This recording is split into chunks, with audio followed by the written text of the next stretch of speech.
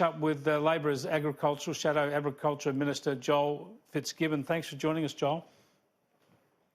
A pleasure, Chris. Now, you're not in Cabinet. The proposal put up for a war cabinet on the drought and to get you in there, among others, has failed. So you're still in opposition. But I'm not giving up, Chris. In fact, I just made a 30-minute speech in the House of Representatives on this matter, and the debate continues as we speak. But I could have spoken for 3 hours, Chris. Such is the seriousness of the situation we face, but so is the complexity and myriad issues that we're trying to deal with. And look, our hand of bipartisanship was a really genuine one, Chris. I don't know whether you happen to read my opinion piece this morning with making the military analogy, but we could be facing very, very difficult times ahead if the weather forecasters are right and it doesn't meaningfully rain for a long time. And I think that we really do need a bipartisan approach because some tough decisions may need to be made. Yeah, well, I think the push for a bipartisan approach on this obviously makes sense. I think the war cabinet's a bit of a stretch. I couldn't imagine in any circumstances Scott Morrison welcoming Labor people into his cabinet. But obviously Labor's got a contribution to make. Obviously whatever plans are put forward are going to be more effective if there's bipartisan support for them. But especially given we're seeing such argy-bargy now between the federal and state governments over who's responsible for what. And you've got Labor state governments involved as well as coalition state governments. Do you think there needs to be more cooperation at that federal-state level than we've seen so far? And just before I go there, Chris, I make the point that Anthony Albanese's letter to Scott Morrison, the Prime Minister, made it clear that we weren't proposing that the drought cabinet be deliberative, but rather a consensus model. Scott Morrison would have remained, of course, in the control of everything the government does. But not only do we have blame shifting happening between the Commonwealth and the states, more likely the Prime Minister attempting to blame the states, but we've now got infighting within the government with these rebel and frustrated National Party MPs, typically from northern New South Wales and Queensland, now breaking away in the party room, developing their own 10-point plan. Well, the last thing we need is more cobbled together, piecemeal, ad hoc plans. We need a national plan, and to secure a national plan, we need the Commonwealth and the states in particular, but also local governments working together. Well, let's drill down into how those federal-state divides a bit. We had, I think it was Michael McCormick the other day saying that feed and water is not the remit of the federal government. The federal government looks after people and families. It's up to the states to look after the issues of feed and water. Now, that sort of differentiation just doesn't cut it with people in these communities, doesn't it? This is exactly why the states and the federal government need to get together and have a coordinated plan.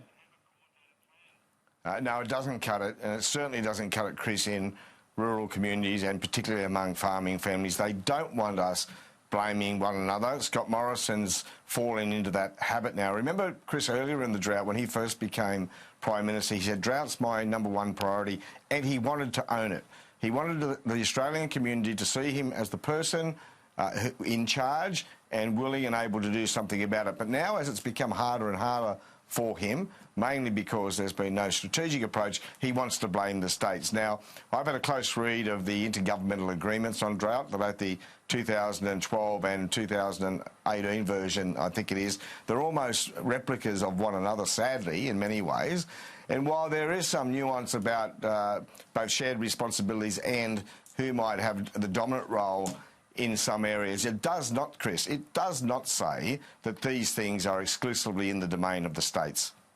Now, just some nitty-gritty on this. Pauline Hanson says she's going to put up an amendment which would mean that instead of ensuring the farm household allowance is doubled from 2 years to 4 years with a one-off payment at the end of 4 years, she's going to move an amendment to see that that payment could be open-ended. Therefore, a family could stay on that farm household allowance as long as the drought lasts or the effects of the drought last. Is that something that Labor might support in the Senate? In principle, Chris, we are debating this bill in the House right now. That's why I've just made my own contribution. But I would have moved that amendment myself, an amendment to ensure that farming families weren't cut off the payment while ever this drought is ongoing. Unfortunately, and Pauline will discover the same, it's unconstitutional for a non-government member to move an amendment which has a fiscal implication, which spends money. So I wrote to the clerk and had clerk's advice. I wasn't surprised. I suspected it was so. The clerk said, no, you can't move that amendment. Pauline can try, but I'm sure the Senate clerk will also, unfortunately, rule it out of order. We need the government to see the folly of taking the most drought-impacted farming families off such a modest payment while this drought is ongoing. It's a callous act, Chris. Well, that's the point, though, isn't it? As you say, there's a constitutional barrier there, but she's raised the issue.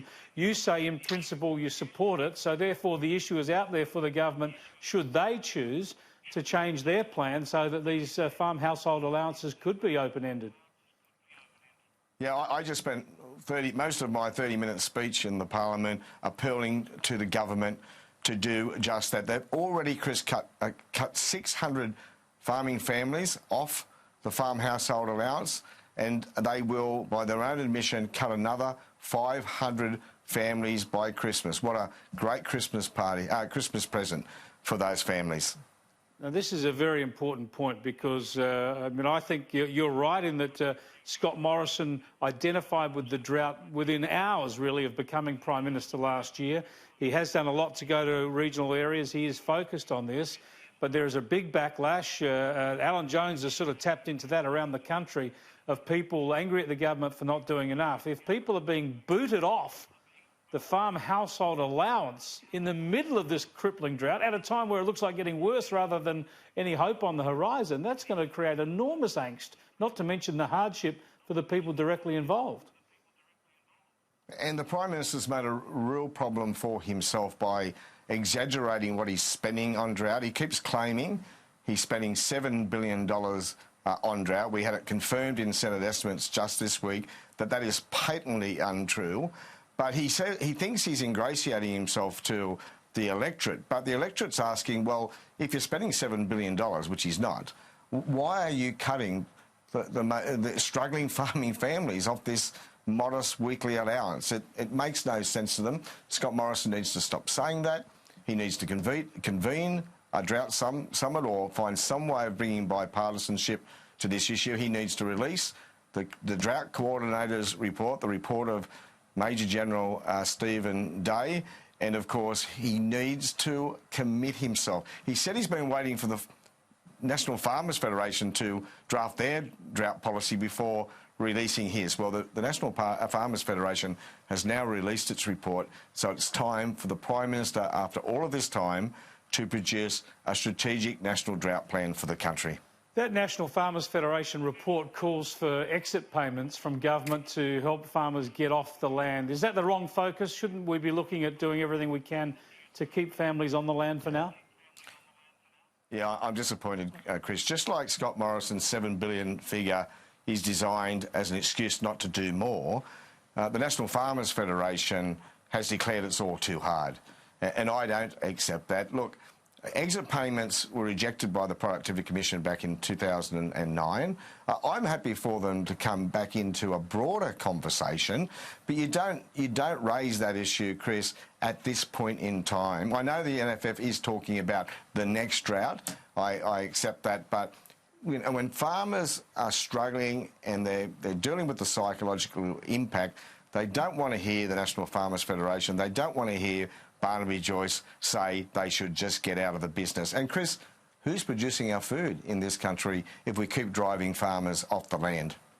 Yeah, it's a worrying angle, I suppose, focus at this particular stage.